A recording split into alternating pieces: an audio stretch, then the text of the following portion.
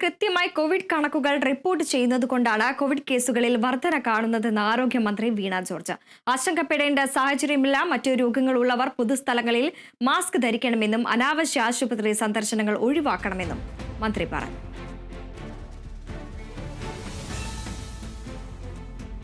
നമ്മൾ പക്ഷേ വ്യാപകമായിട്ട് ടെസ്റ്റ് ചെയ്യുന്നുണ്ട്. ടെസ്റ്റ് ചെയ്യുമ്പോൾ അത് തീർച്ചയായിട്ടും പോസിറ്റീവ് കേസാണ് റിപ്പോർട്ട് ചെയ്യും.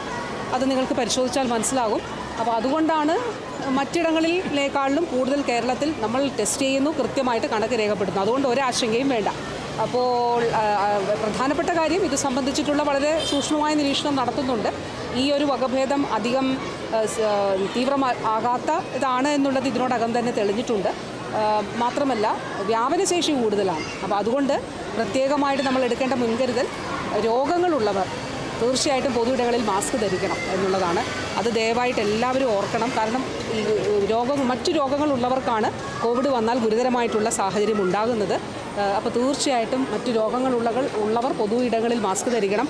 എല്ലാവരും ആശുപത്രികളിലേക്കുള്ള അനാവശ്യ സന്ദർശനങ്ങൾ ഒഴിവാക്കണം.